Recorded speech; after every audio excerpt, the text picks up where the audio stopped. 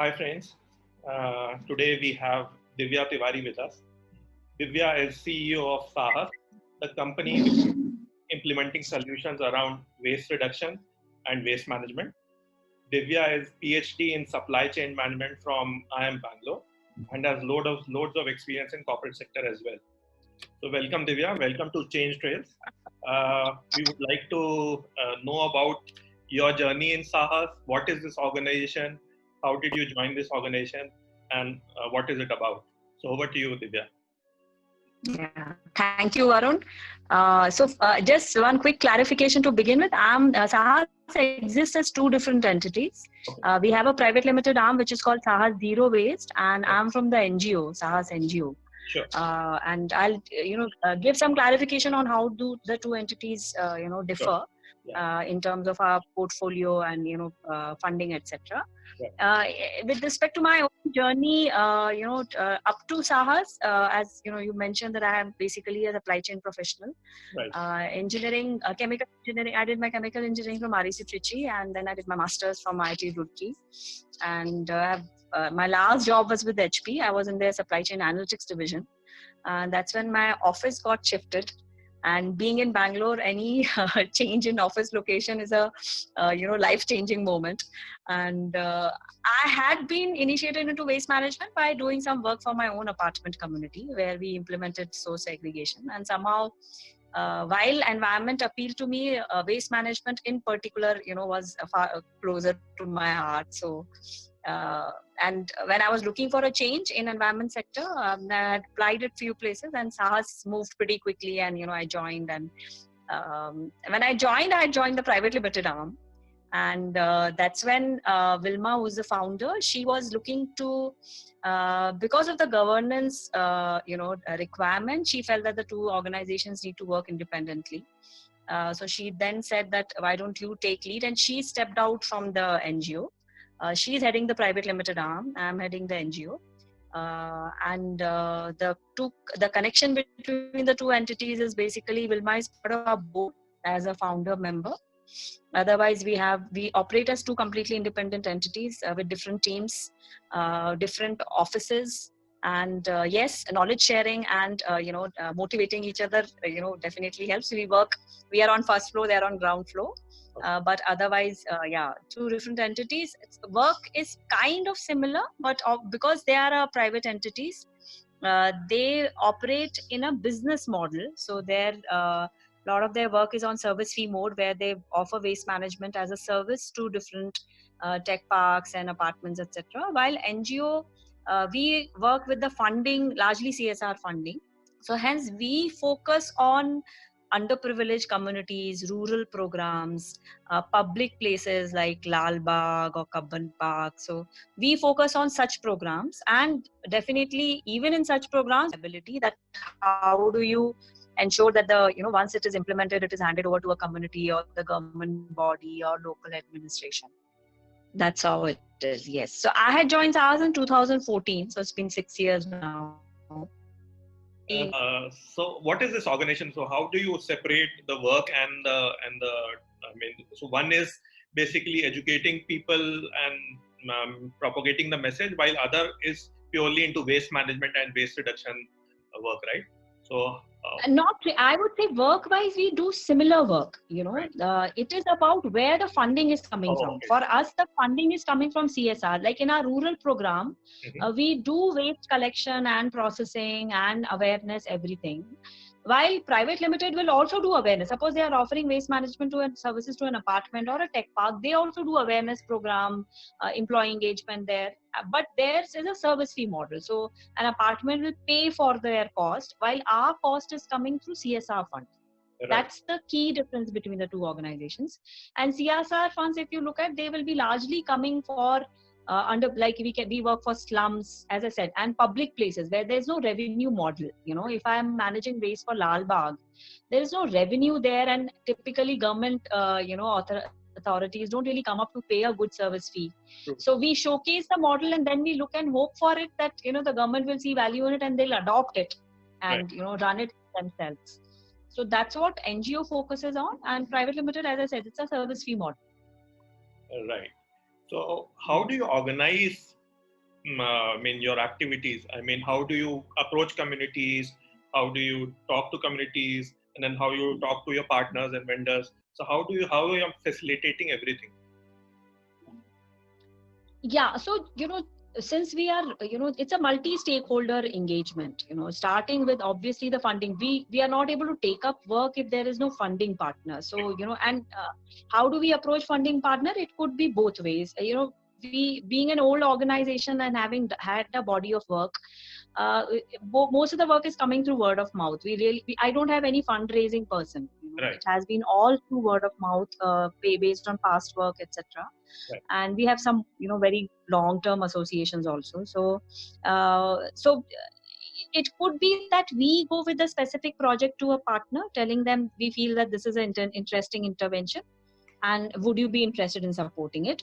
It could also be that the partner could come to us saying that I want to work in, say, Gurgaon, and I want to focus largely on large public campaign. I'm telling you this from we have one of our largest projects called Alag Karo, which ran for about 2.5 years in Gurgaon, which the funding partners had approached us that this is what we want to do. We see that there are a lot of apartment communities, and if somebody can go about implementing source segregation there in a very systematic manner, it can lead to a huge impact on the ground, which we saw. Over the span of about 2.5 years, we were able to reach out to 50 apartment communities and really institutionalize the whole process. It was not just taking awareness sessions there. It was about changing their contracts. They change modifying their housekeeping systems, ensuring that you have the right kind of bins when you are going and collecting from houses. Because if you want the system to last, it is not about one day people getting excited about it, enthusiastic about it. If it is not systematically changed, it quickly falls apart. So that I feel that's where our team played an important role, and it went pretty well. So with respect to funding partners, that's how it happens. With respect to government and beneficiaries, as I said, the area of work in a way gets defined either by us or by the funding partner. Sometimes a government official might come to us and say that we are keen to work, can you look for a funding partner for me? So it could be happening like that. Approaching people is the toughest thing, but obviously that's where many years of experience has helped us, and that's where a motivated team plays a very critical role, because they are the ones who are bringing about this transformation on the ground. And I would say luckily things have gone fine. We have a pretty good team now. We're about 170 people now, and it's been going well. And what we have seen is that the moment you go about it very systematically, and people can see that you're out here to bring about some long term change, then the buy-in is far better. They want to see that you are serious about it. So that is the time which it takes to win over their trust. Once they see that you are serious, committed, and you are you're particular about whatever you are asking for, then the response is pretty good. Yeah, that's true. So Divya, I mean, so is it only on the solid waste management you guys are doing, or is it like the medical waste or the e-waste, or I mean other forms of waste also you are managing? Yeah, so we focus on, the technical term is called municipal solid waste. Okay. Which is anything that is generated from homes or offices, small businesses, shops, etc. Right. So which obviously does include e-waste. It does include medical waste to limited extent. It's not that we are servicing hospitals, so it's not that we are collecting, because there the empanelment is different. And again, we don't handle any industrial waste. It is what is coming from houses and shops. But e-waste and biomedical waste requires specialized licenses, which we are not into. And so hence we collect it, we create awareness around how this needs to be kept separately and how this needs to be handled, and then we ensure that we give it to the right kind of vendors for processing or disposal. So that ownership we take. It's not just about collection, it is also doing end-to-end guarantee of what happened to the waste in the end. True. So my following question is the same, Divya. I mean, what happens to our waste? We all of us are responsible for generating waste, but what happens after that? What happens after the sanitation worker collects it? Yeah, so this is such an important question, Varun. If only we all become sensitive to, just beyond what happens to waste, once we put it in our bins, if we all can expand our horizon to just, one step beyond what happened when it, after I had put it in the bin, it'll make a huge difference to, to how we view this whole issue. So unfortunately, I'll start with the bad news that while we want to be happy about recycling and the whole idea of circular economy, but the fact is that there is very little that really can be recycled today. That's a fact. If I define recycling, technically in the manner that I'm making an aluminum can out of an aluminum can, that is recycling. Glass bottle out of glass bottle is recycling. But if I'm making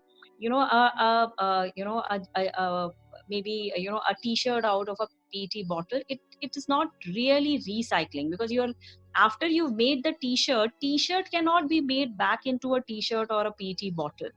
It will have to be disposed of. It will go to the landfill. So when you're making t-shirt out of a PET bottle, then you are basically pushing, you're bringing in one more step towards, you are adding one more step that before disposal, but it will have to be disposed. It's not really circular economy technically.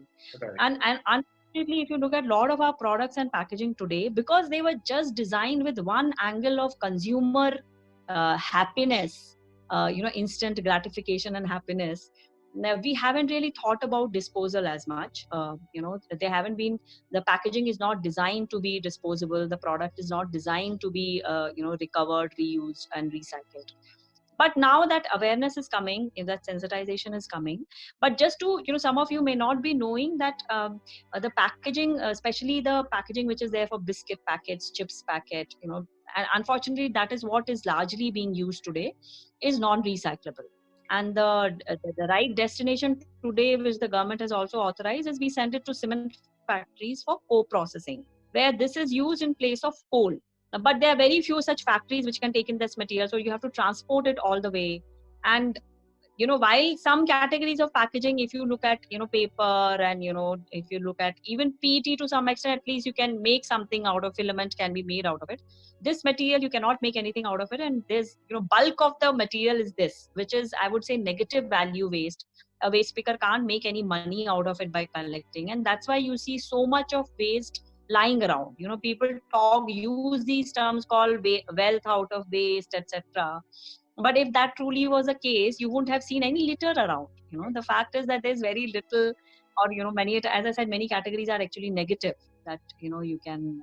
And even items which are recyclable, just to take an example of glass, yes, technically it is 100% recyclable. You can just go on infinitely making glass out of glass, but then when you think of recycling, there's something called logistics. Right. So the logistic cost around glass collection and recycling is huge. And unless government brings about some kind of extra taxation on virgin materials, the recycled material cost is invariably going to be higher, and it will not be competitive enough. And if it is not competitive enough, it will not be picked up. Correct. It will not be picked up by people like us, or even by waste pickers. So that remains a challenge, and that's where service fee becomes critical. People have to stop looking at that waste can be managed on its own. Just as you have various other, you have, you pay for your water, you pay for electricity. Waste is also a utility. If you want this to be managed properly, there's a cost to it. And that is the scene with all developed nations. And that is what Indians also need to buy into. So, Divya, for the benefit of our understanding, what are different categories of waste as an individual? What all different categories of waste I should understand and try to segregate them? I mean, that would be beneficial for us if you're able to tell us or explain us. Yeah. So as per the Government of India regulations, we all need to segregate our waste in 3 categories. And I'll tell you an intuitive way to understand these 3 categories. Sure. So the first category, which is typically the common term, is called wet waste. A technical term, I would call it biodegradable matter, which the nature can degrade. So anything which nature had made, and to further simplify it, any food item or something which is coming out from trees, garden litter, a leaf, all that will be going into your green bin. Okay, so you remember tree, green bin, anything, all food waste, and anything which comes out from your garden. This is basically your first bin, which can all composted, or it can also be sent to biogas facilities. So at least this category can be 100% circular economy if you can compost it, because that, mitti se hi hum log ka khana bana tha, and if we can take it back to our mitti, it is real circular economy. And 60% of our waste is largely wet waste. So at least if we can take care of this waste, by home composting or participating in community composting program, 60% of the waste you are addressing it correctly. So big chunk of your load. Second big category is the common term is called dry waste, sukha kachra, which people use, blue color bin. But the term becomes a bit of a misnomer. If I tell you ki dry leaves kahan jayengi, it is not dry waste. Okay, dry leaves will go into your wet waste bin. Okay, so but the dry term is important, because if you start putting dirty plastic or dirty soiled paper in it, then what happens is recycling doesn't happen tomorrow. It will be, there are various stages of aggregation through which it will go, and then it may recycling that may happen 3 months later. Now just imagine if your dirty milk packet is sitting with you for 3 months, what will it lead to? There'll be fungus, it will spoil other paper things around it. So that is what people need to think about, that when you are putting waste in your dry bin, make sure you are not putting waste which is wet or soiled with food. Clean it little bit. We are not asking you to scrub it dry with that you have to put so much water and soap in cleaning everything, but make sure you don't have food particles sticking to it, and you dry it little bit. There are simple ways of doing it. You can stick your milk packet on the wall, next day it will be nice and dry, and you can dispose it off.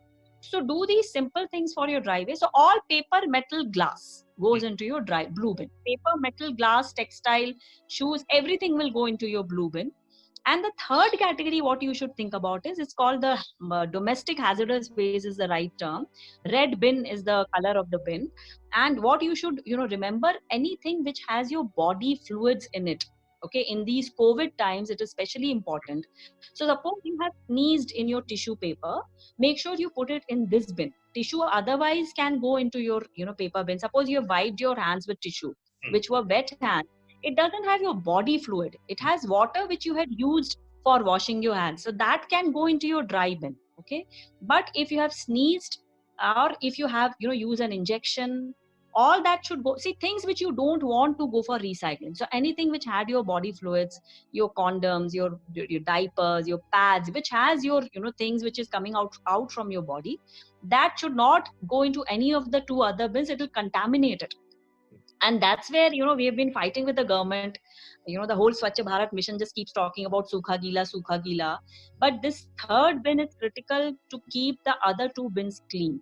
It is the most important bin, and it also plays a very important role. You are implementing segregation. You are a little confused today. Okay, that where will this, or you have something very soiled. You ordered bread and the bread is totally stuck to that paper.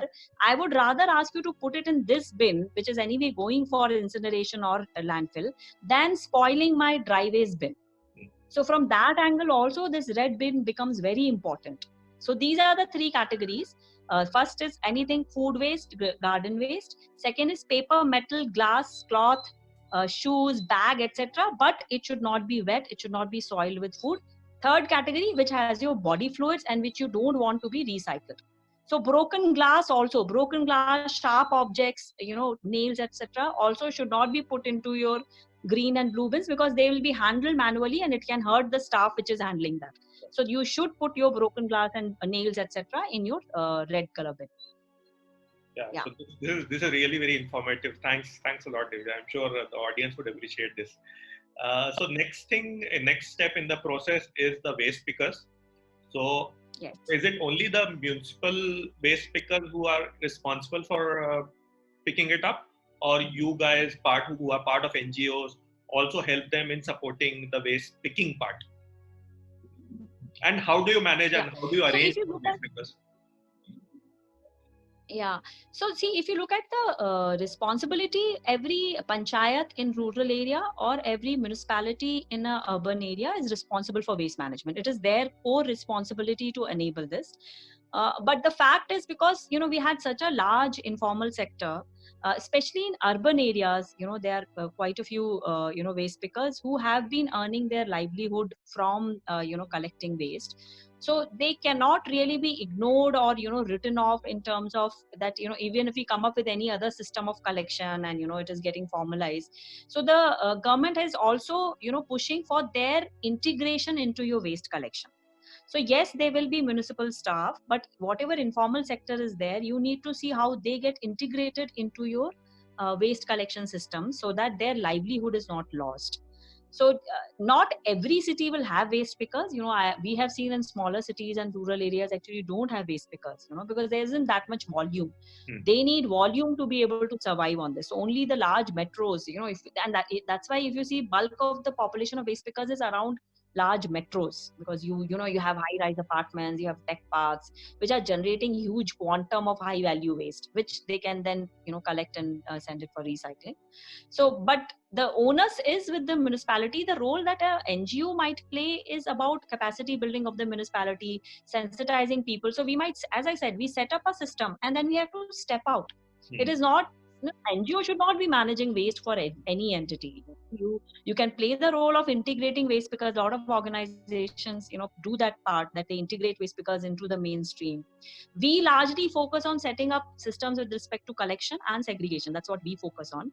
We don't work too too much with the waste picker welfare part of the system. There are other organizations which are focusing on that, but obviously in India they have played a very critical role. We have PET has 80% recycling rate, courtesy waste pickers. We have one of the best recycling in the world. It is what is being done by the waste pickers. Yes. Awesome. So the next step in the journey of the waste is going to either to landfills or to the incineration center or for the recycle. I mean, that is my high level understanding. So could you explain, how it works? Yeah, so incineration is a very it's a very old system. Incinerators have been set up in a lot of Western nations, developed nations. You can say Japan, Scandinavia, the most advanced nations have a lot of incinerators. When people were running out of landfill space, they realized you can burn it and generate energy out of it. Now, unfortunately, the energy generation part is dependent on, one, the waste composition that you're feeding in. Second, how are you using that energy? In most of the cold nations, a lot of this is used for heating requirement, where the energy equation works out very well. But when you're trying to convert into electricity, you lose that much of energy in one more layer of conversion from heat to electricity.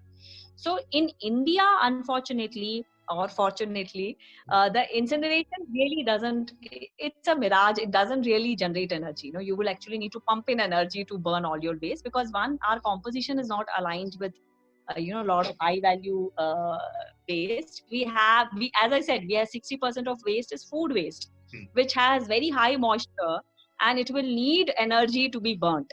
We are still thankfully a nation which is not using as much packaging as Western developed nations. Even Middle Eastern nations, they import almost everything, so they have huge amount of packaging coming in. So net and net, their calorific value of the waste is higher than what is there for our waste composition. So incineration not really the best solution. I'm not writing off that technology. We will need it for categories which are non-recyclable and handling, which is I can implement segregation in a city, but we know we can maybe at the most achieve 70-80% levels. There will still be some amount of mixed waste. How do you handle it? So that there will be some incinerators required, but our big challenge with incinerators is they could be very badly managed, like we have other systems in our country. And when incinerators are badly managed, they have far worse repercussions than any other system. So that's our main concern. Landfill, obviously we don't have any land available to have major landfill, so India has to focus on recycling and resource recovery. We can't really rely on incineration or landfill. So one of the concern which I've heard is incineration also causes pollution, so which is again a problem. Is that right? Serious. So it's not just the typical H2S, sulfide pollution, etc. Incineration, when you have, chlorine in it, it can produce dioxin. okay, which are very harmful. They are almost as harmful as radioactive materials. Right. And and chlorine is not that I have to have in large quantity of, chemical chlorine getting into your food salt, NaCl, that will have chlorine. And all your PVC items, we use PVC in our chappal mein hai, bag mein hai. So all the PVC items have chlorine in it. So it is, it's very likely that, if you're burning waste at your backyard, you could be generating dioxins. So which are quite harmful, very, very harmful. They will stay in your system. You'll pass it on from generation to generation, and you will have serious, people can research the impact of dioxins. They are pretty serious, issue. It is not the usual air pollution. So, I mean, so the only solution is recycle. I mean, we should tell our people, everybody watching that. Recycling and Varun, this whole idea of the waste pyramid, you might have heard, reduce, reuse, recycle. It's a beautiful concept. The best thing, see, even recycling is polluting. When I melt plastic, there is pollution in it. Yes. When I collect and take it back, so best thing is today, if you're buying 20 t-shirts, bring it down to 10 t-shirts. True. You're buying 5 pairs of shoes, try and reduce it. Spend your money more on experience. Go for visit your national park. I'm saying more on experience than on material consumption. That's the way to go. True. So coming to the current situation, Divya, I mean the COVID situation, while everything was stopped, the waste generating waste was never stopped, right? I mean, all of us were continuously generating waste. So how is the community reacting? I mean, the waste pickers who are very least paid, how are they coping up with this challenge? How are you dealing with the vendors? What was happening to the waste during the current crisis? Would you share something? Very difficult times, very, very difficult times for somebody who's at the bottom of the chain, which is waste pickers, to entities like Saahas Private Limited, for multiple reasons. So because of the movement restriction, waste was, even if it is getting generated, people didn't have access to go and collect it. Waste pickers couldn't really move around and collect waste. Then because the industry itself is shut down, even if I collect this material, it has to be used by certain industry.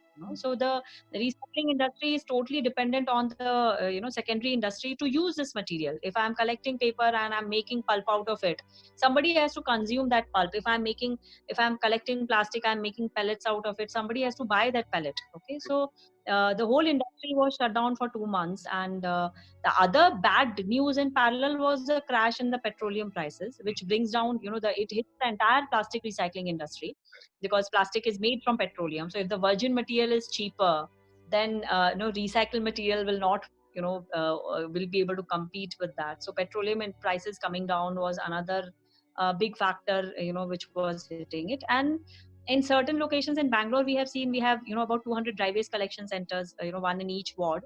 So a lot of, as migrant labor had moved back, there were challenges with respect to operating those centers. So yes, a lot of waste getting generated and it is not being picked up. It doesn't have destinations, it doesn't have market. It is a very, very challenging time. And then you have the mask and the gloves, the whole hygiene aspect of it. It is all coming in dry waste, which the waste pickers have to, or the entities like ours have to sort manually through it, and they are then exposed to this whole risk of COVID infection and that risk is only going to go up. Because as the infection is becoming more widespread, our exposure is going up. Yeah, one more thing, Divya, I mean, following up. Yeah. Personally, I have seen that, if I visit a grocery store now, a lot of people are carrying the plastic bags. I mean, over last 1 year or 2 years, people were getting used to the reusable bags, but I think the polythene bags are making a comeback. I mean, because people fear that they can take a polythene bag and then throw it away, right? While reusable bag is something they have to keep it within their home, and they are feeling scared of it. So what is your thoughts? I mean, how should people go about this challenge? Yeah, so I have seen tweets and things coming out from the plastic industry. They're so thrilled. They have made these statements that you were going after plastic. Look at how plastic is saving you guys. Okay, so all the PPEs and so So while as an organization, we don't go out bashing plastic, because obviously plastic has made, a lot of things, logistic cost has come down because of plastic. But there is a need to, to look at that. How do we use it optimally? It should not be used, so recklessly. And the other aspect that we are pushing for plastic industry to look into is standardization. You have 100 different kind of material compositions, which makes the recycling very challenging. So, standardize your, 7 is what they talk about, 7 categories of that is, ages ago. Today, you have different, very, very different compositions, and majority of, not even marked what it is, what is the composition in it. So we are, asking plastic industry to look at that aspect. But you are right, the whole, it looks like we have, gone back 2 years. This concept of unpackaged material had picked up. There were stores which were selling unpackaged goods. People were buying loose material. All that has taken a back seat. We hope and wish, these things will, come back into the mainstream soon. Bangalore was, really leading the way, and there were a lot of very good initiatives. But we are seeing the impact that, people are paranoid, and plastic is, is the king right now. True. So what are the new trends which you are seeing, Divya? I mean, I have noticed this biodegradable plastic also coming into the market. Do you think it has potential, and it should be able to replace the petroleum-based polythene? So biodegradable plastic has been there, since the plastic bashing started. It almost came in parallel, biodegradable material. And even airlines initially were offering biodegradable cutlery, etc. See, we have done some trials at our levels.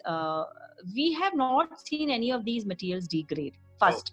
Okay, so we have kept these materials even for 6 months. Okay, it hasn't really, it didn't turn into anything. Forget compost. It didn't even degrade. Right. So that is our, huge concern with these materials.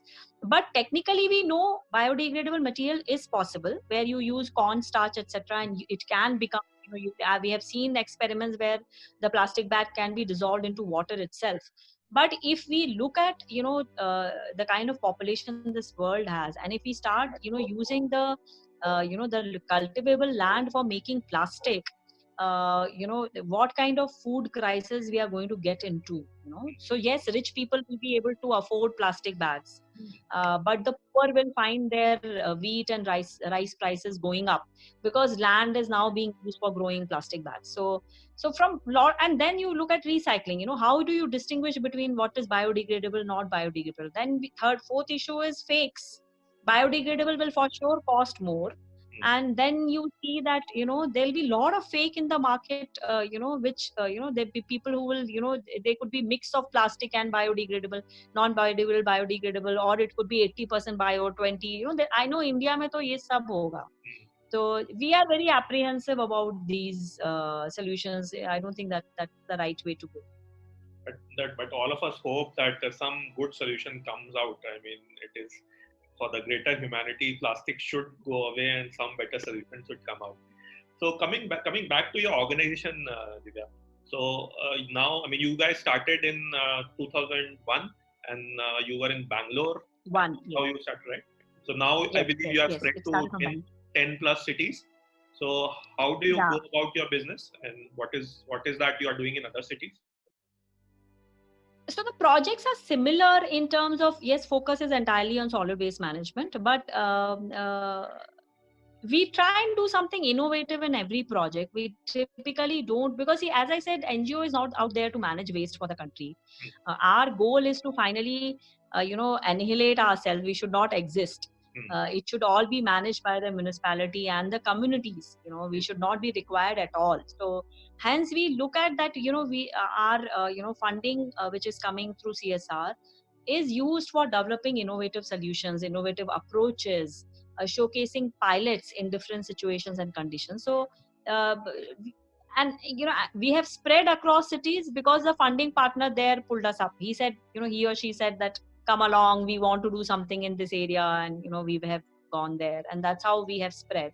And most programs have some differentiating factor or the other. We typically don't replicate identical stuff across locations. Yeah. Right. So what all cities you are, and then I mean, from what do you expect from people like me and you? I mean, people who are watching. What is that we can do Yeah. as individuals, as citizens? Yeah. So we are right now in Bangalore. Obviously, we are, we've been here, and Karnataka, many other locations also. Mysore, we are there. Chennai. If I'm talking about metros, we are, as I said, we have a lot of rural programs also. Right. Cities, we are in Bombay, Gurgaon, Noida, Ghaziabad, Bangalore, Chennai, Mysore is, and Udupi, we are there. Then some other small towns also we are there. But otherwise, a huge rural presence in Ballari, we are there. In Gujarat, we have a project in Bharuch. In Rajasthan, also we have worked near Kumbalkar, fort. In Orissa, we have done some work. So a lot of these are rural programs. With regard to participation from common citizen from these, cities, whether even if you don't come out to support Sahas project, but for you to keep raising these issues in social media, making your own individual contribution, that's what I tell people, for you to individually play a role in energy conservation or water conservation is little challenging, but waste you can make a big difference. You not you carrying a bag is making a big difference. You carrying a water bottle is making a big difference, because that many PET bottles are then saved. So we definitely, as individuals, you can play a big role. And when you walk into a you walk into a party with a steel water bottle, I hope 10 people will notice it. They will talk about it. One of them will get inspired. So doing your a bit, we have seen, makes a big difference. Then in your you can take the next step of implementing source segregation in your communities.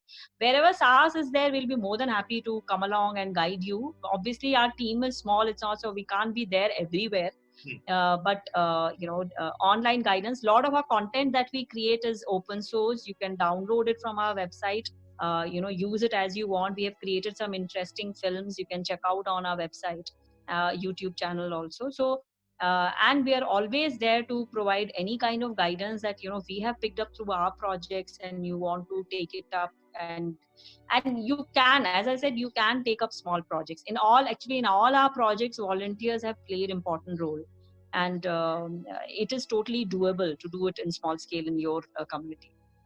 So that's right. So if somebody wants to become a volunteer of Sahas, so then they can call you up and then approach you guys, and then they can enlist, get we have a page on our website. You can just fill in that form, and we basically ask details like what kind of availability you have, which day you will be available, which city you are there, things like that. And then we will look at how suitably you can be engaged. Awesome. So coming to your business model, so is it totally corporate fundings or you take donations as well, and how do you go about spending it? So how is it working? So we do take donations, but I would say bulk of it is corporate funding, primarily because we are a project based delivery.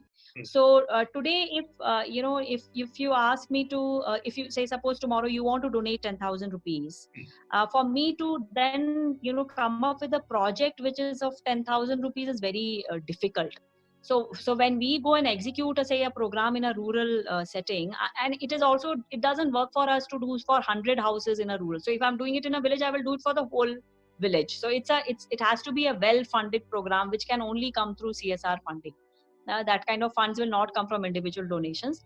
Individual donations we do encourage for our previous programs which today do not have CSR support, and there is some kind of repair required. We had set up a unit for processing which today doesn't have a support, but it requires on and off of repair activities. So whatever the individual donations come, we try and divert it to those activities.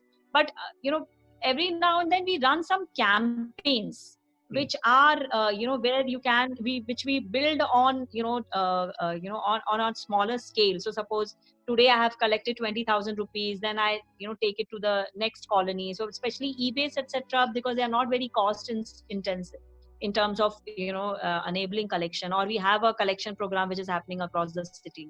So we can complement it with these smaller low cost initiatives. So such campaigns happen time to time. You can stay in touch on the website and let us know. But otherwise, if you give individual donation, it'll be for one of our older facilities. Sure. So you guys are doing a lot of dirty job, Divya.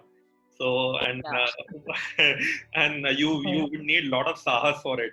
So what was the reason for this name Sahas? And Exactly that, Varun. That, Vilma had kept it, obviously, 21, almost close to 2 decades ago. And that's where, she felt that, imagine, what the scene would have been in 2001 for her to go out and say that, our first campaign was less plastic for me. And I recall at that time, I used to be the one who will collect plastic bags and hide it under my, bed. We were so fond of these plastic bags, and at that time for her to have this visionary thing that plastic is not good for us, so it was something very courageous. Yeah, that was a thought process. true. So how is the journey for Sahas? I mean, over the years, what things are you noticing? I mean, are people now becoming more conscious and you are seeing some reduction, or is it still the same? So people support definitely is, has been there, and we don't see that as the biggest challenge for us. I would say the biggest challenge remains in the capacity of the administration. Be it the municipality or the panchayat and rural programs. They need to, put systematic things in place for collection and recycling. They have to step in. They have to step up their effort in, and if you look at things where there have been significant transformation, be it Indore or Mysore, the municipality has played a very important role. So for us, that somehow it is still, it's a very very slow progress that we see. Some good officers will come, they will be able to drive it, but the team at the which is the health inspectors, etc., somehow, and I won't blame them, because we work very closely with them. They are under this heavy influence of the local elected representatives.